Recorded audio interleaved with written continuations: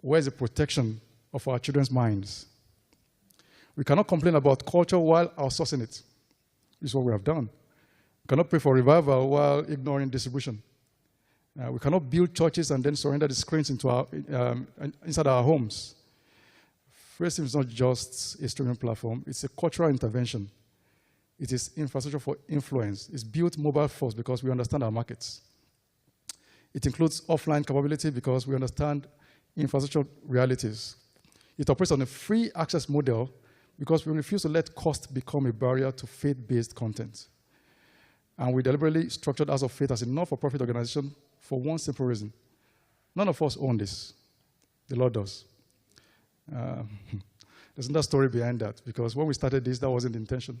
That wasn't the plan. We thought we were building a different kind of business. In fact, at one point, we said, you know what, we give a percentage to the Lord, and but eventually we got convinced that this is not our platform. We have to do this for the Lord completely. So it's a bit of, it's a complete sacrifice that we believe we're called to make. So this is not my platform. This is not Akim's platform or any of our co-founders' platform. This is not a shareholder's vehicle. This is kingdom infrastructure. So we are stewards. So why are you in this room today? Let me respectfully but clearly say this. You're not here as spectators. You're here because we need you. Every sector represented in this room is agenda-led. Industry shapes markets, policy shapes environments, media shapes perception, faith shapes destiny. The question is not whether there's an agenda. The question is, whose agenda are we backing?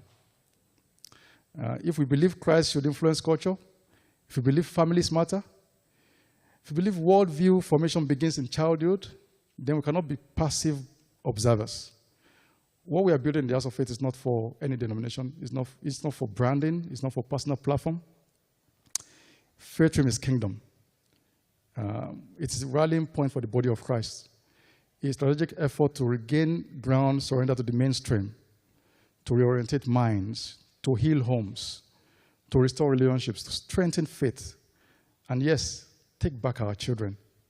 Because if we do not disciple them intentionally, culture will disciple them accidentally. This is generational, and it requires alignment.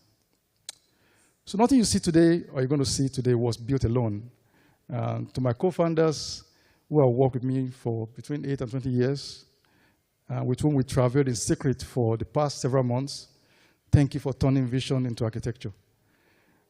We placed Moses in a basket some time ago. Today, he's been unveiled.